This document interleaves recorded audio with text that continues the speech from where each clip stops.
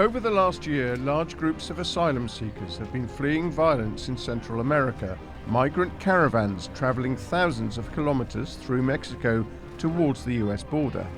But in the face of fierce hostility from the Trump administration, what keeps them on the road? Reporter Eric Campbell went to find out.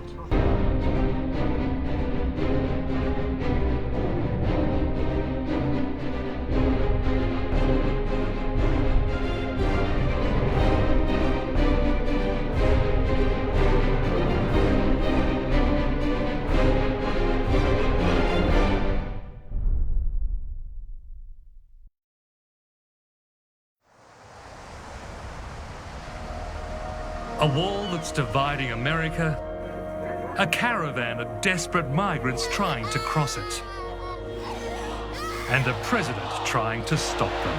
And we're not letting them into our country. In a new wave of migration that's created a political storm. Barbed wire, used properly, can be a beautiful sight.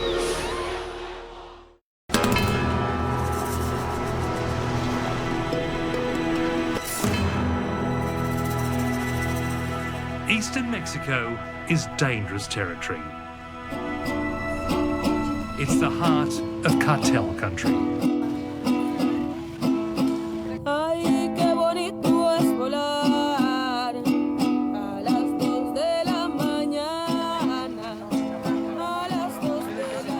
For these 2,000 exhausted travellers, it's their first break since they left El Salvador 12 days ago.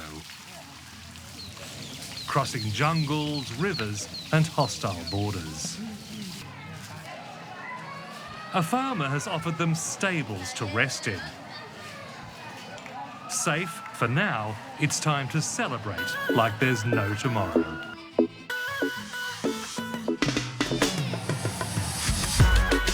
For Daniel, who's 13, it's part adventure and part nightmare. He and his friend Victor joined the exodus after gangsters tried to kill them. Por nada lo están matando a uno. Entonces, y los otros lo que queremos es tener una vida mejor y por eso le decimos arrastre viaje. They were targeted because they refused to work for a local drug gang. No creíamos lo que lo habían dicho, pero después que los dispararon, eran tipo 10 de la noche y dispararon nuestra casa. Tuvimos un buen tiempo escondido esperando el día que iba a salir esta caravana para pegarnos con ellos. ¿Qué es lo que extrañan de su pueblo, de su ciudad? Mi mamá. Cuando salimos le llamamos a Jailu que nos recogiera para que los chamacos de ahí nos los vieran cuando salíamos. No tuve aquella dicha. Darle un abrazo. No me despedí de ella. Bésame, bésame mucho. Since October, huge groups of migrants have been fleeing the so-called Northern Triangle.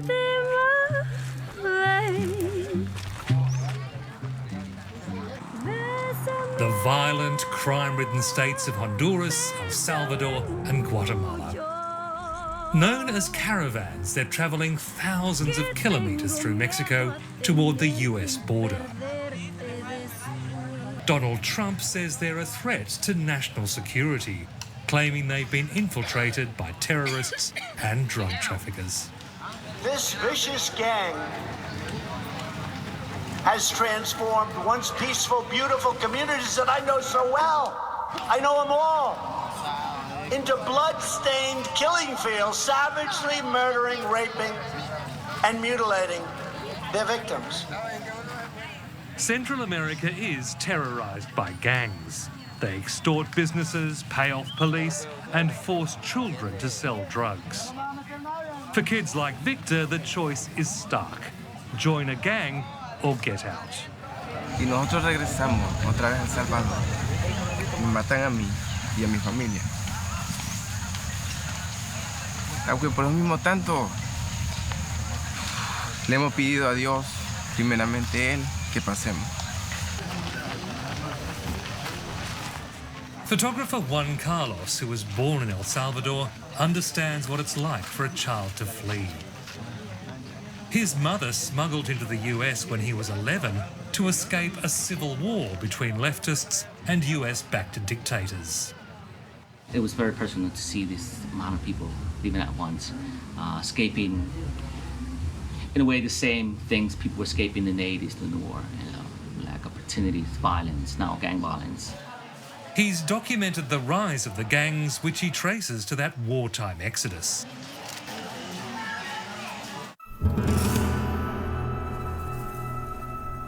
Some of these men grew up in gang-ridden parts of Los Angeles. They formed their own gangs for protection, so the US deported them back to Central America. They're American, they're Americanized. The Spanish might not be good enough to get a job, and they start doing what they're known to do, so they start organizing themselves in their neighborhoods and creating their own cliques and gangs, to the point that extortion is a big thing. Pretty much if you live in a neighborhood, there's control, but then if you're either with them or against them, if you're against them, pretty much your life is at risk.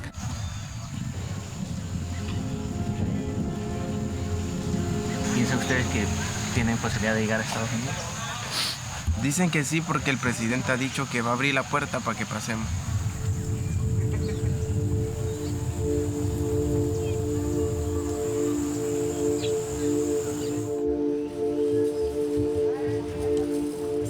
First, they have to cross cartel country.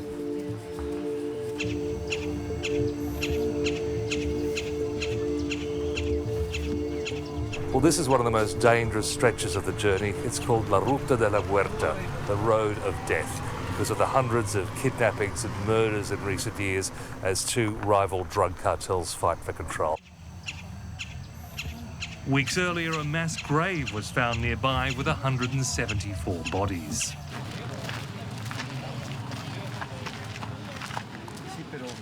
A local priest, Father Daniel Avache, is terrified of what may lie ahead on the road of death. He tries to find buses to take them safely to Mexico City. Estamos luchando porque la gente ya no se vaya en trailers, en lo que se pueda.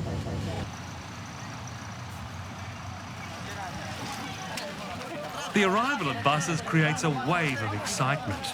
It will save them 3 weeks walking. But there aren't enough to take all 2,000 people. ¿No escucharon? Tengan paciencia. Tenemos los autobuses, pero falta pagarles. Todavía no tenemos todo el recurso. Entonces todo va a ir poco a poco.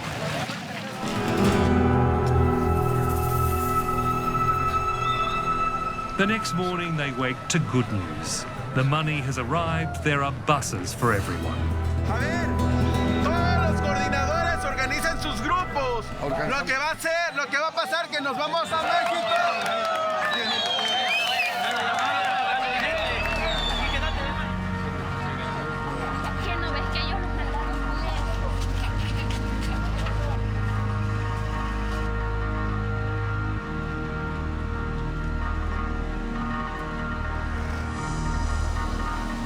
With an armed escort, the caravan departs for the Mexican capital. From there, they'll plan their next route to the US frontier.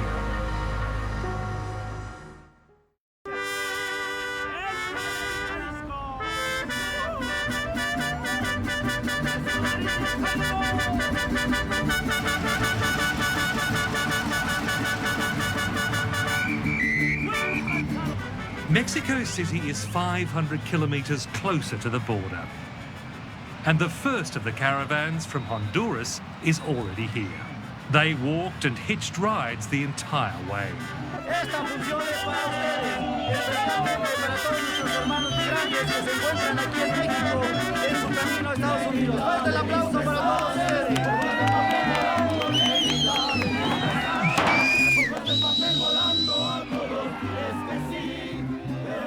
This caravan of 6,000 is bedded down at the National Football Stadium, courtesy of the city government.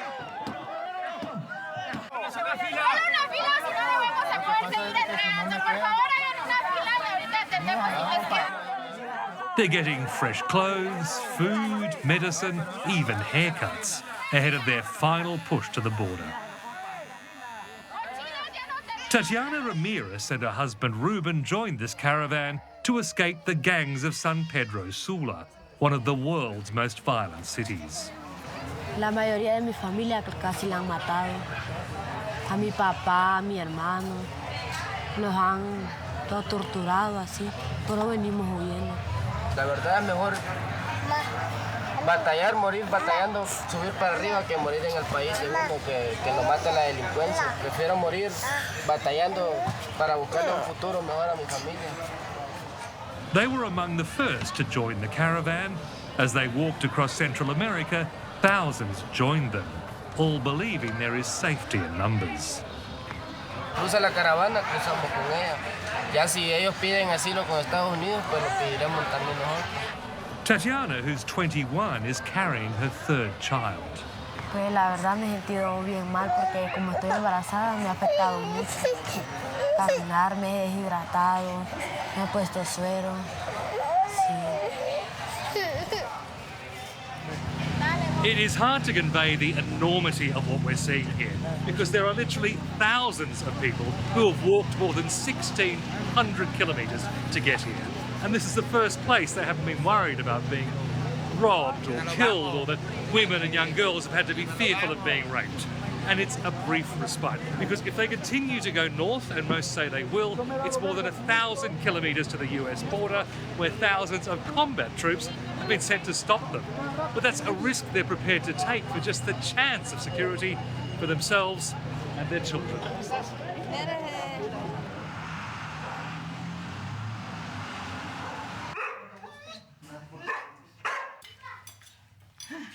One of the most determined travellers we meet is Miriam Salaya. She's persuaded a local woman to let her and her 2 kids stay in her home. Miriam's also looking after Cindy, a 19-year-old solo traveller who she met on the road. Salir así en caravana es feo, porque realmente el hombre no respeta a la mujer ni a los niños. Ellos van, ellos con qué pasar y votar a los demás les vale. ¿Cómo son los hijos ahora? Bueno, mis niñas, pues, ¿qué les puedo decir? Enfermas, me han enfermado en el camino, ellas lloran porque no quieren estar, ya no quieren seguir ellas, pero yo me las pongo en el lomo, me pongo a ella la más chiquita y ahí vamos caminando. 4 years ago, her husband paid people smugglers to get across the border. They abandoned him to die in the desert of hypothermia. Varoncito y ella es especial, ella es sordomuda y él más iba más por quererla operar. Entonces yo salí de mi país a rumbo también con la caravana, rumbo para Estados Unidos y querer operar a mi nena yo. She can't see why Donald Trump won't let her in. Los gringos llegan a Honduras, llegan bien, ellos entran y salen, porque uno no va a llegar a ese país también. Si uno va a trabajar, uno más bien va a trabajar a ellos.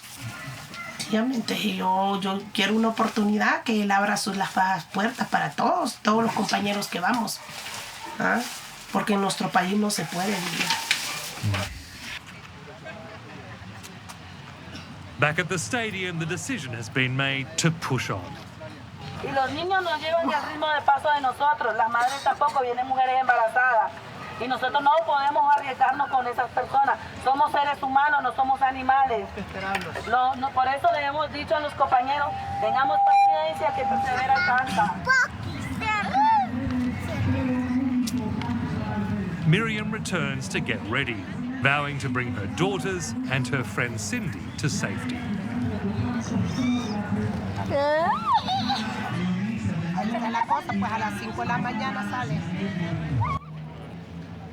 Nearby, Tatiana is getting sick. They've moved into a cardboard box for comfort. Entra mucho frío y entonces aquí ya me sentí más mejor y allá hace mucho frío, sentía que me ahogaba. Como que calienta esto. Ajá, esto es más calientito.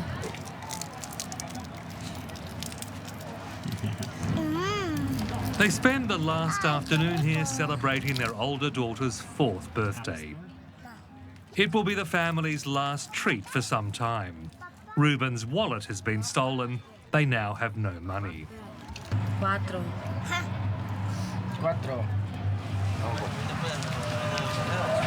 Vamos pa la Yusa. At 5 a.m, the first weary migrants start to leave.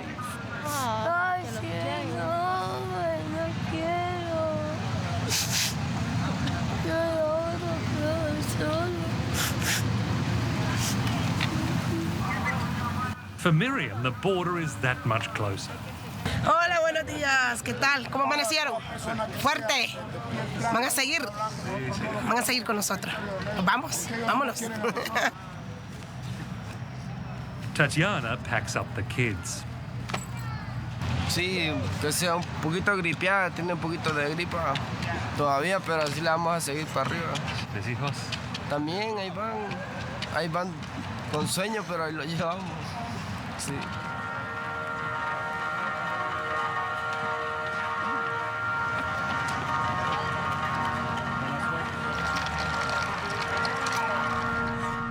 As welcoming as the city authorities have been, they're keen for the caravan to move on, organising 2 trains to get them out before dawn.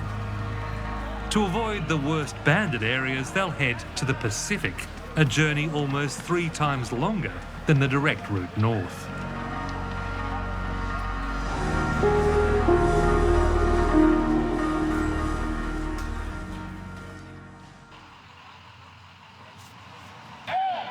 Weeks later, we arrive at the border where the caravans are converging. TVP is currently conducting an exercise. We will continue to process traffic shortly. Thank you for your patience. TVP is currently...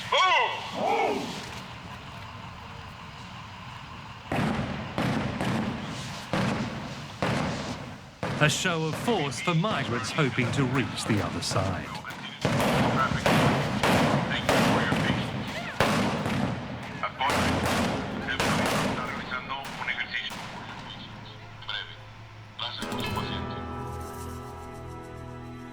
Tijuana already has a wall of sorts. Steel slats and metal fences are all that stand between Mexico and the beaches of San Diego.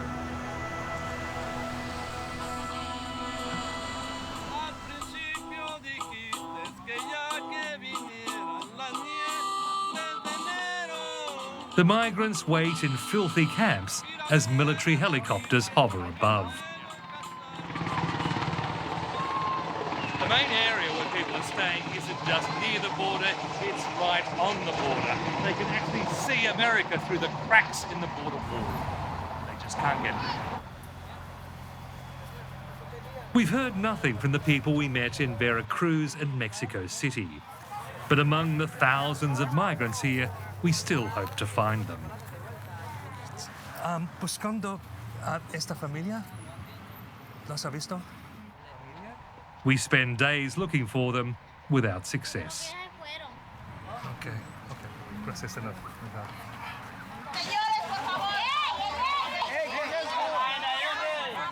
Locals are growing resentful of the cost of feeding the migrants and suspicious of who's amongst them. Guatemala is used to receive people from another countries, but not this way, you know, not 10,000 people at one time. Yeah. I don't think any city is ready to receive that amount of people. Yeah. The tension in this border town is growing. Yeah, someone's been killed. Bésame,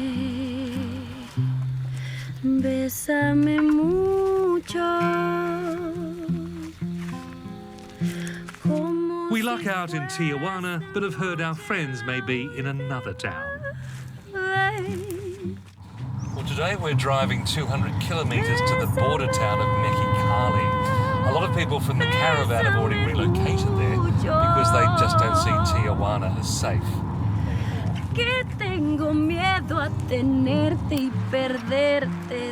The mood in this small town is more relaxed, and we find the Salvadoran boys Daniel and Victor. Hey, ¿qué tal? Daniel, how are you? Hola. Man. ¿Qué tal? ¿Tuviste un buen viaje? Sí, con frío y sueño. Ajá. They're staying in a vacant lot where almost everyone is ill and winter is making everything worse. Ya hemos pasado hambre, frío, ya he estado con calentura, mal de la garganta, gripe y todo, entonces frío uno lo domina uno aquí. With no family here and out of money, the boys can't go home. They have no choice but to wait. Okay, so we're just trying to find Cindy, who was the young woman who was travelling on her own and had met Miriam with the two young girls. Apparently something very bad has happened to Miriam. We're not quite sure, but we're going to try to find out. Since we last saw Miriam in Mexico City, she's become an unlikely hate figure. In Tijuana, foreign media filmed her complaining about the food. Yo sé que no es fuerza que le den de comer a uno, ¿verdad? No es fuerza. Y la verdad, pues la comida que están dando aquí, fatal. Miren, solo miren lo que están dando. Miren, puros frijoles molidos como que fueran, como que les estuvieran dando de comer a los chanchos. The clip went viral, prompting thousands of angry comments about ungrateful migrants. And Miriam disappeared. Cindy! ¿Qué tal? ¿Qué tal? Oh, tuviste un viaje muy difícil. Sí, sí, sí. As US soldiers lay razor wire in front of us, Cindy tells us some extraordinary news. We feared Miriam might be dead. Instead, she's in Texas. Ella ya está con su familia en Estados Unidos. Perfecto. US authorities took the social media threats against her seriously and granted asylum. Anoche me mensajeó, me tiró un mensaje y me dijo, ya estoy aquí y estoy algo cansada y todo y ya mis nenas están aquí, me dice. On our last day of filming, we returned to Tijuana to make one more attempt to find Tatiana and Ruben. Well, we've finally found someone who thinks they know where they are, apparently just around the corner, so fingers crossed. We found them. Ruben, ¿cómo estás? ¿Cómo estás? They're staying inside a locked hostel that we're not allowed to enter. The girls seem well, but Tatiana has had a hellish journey. Halfway to the border, she was separated from the family while they were changing buses, sending Ruben into panic.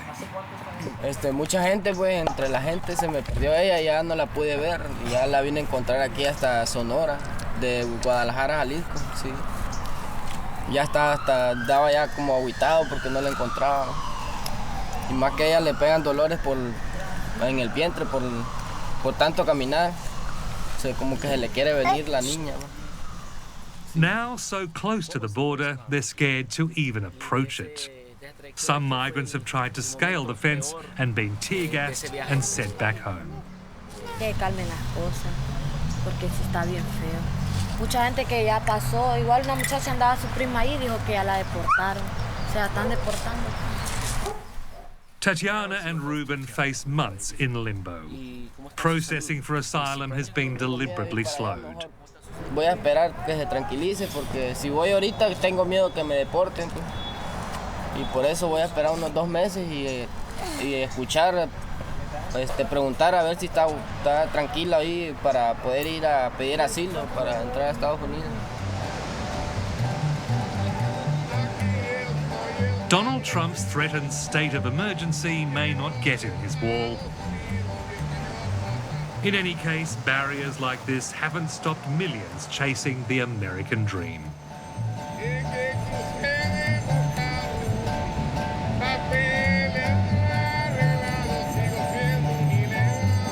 And more caravans are on their way.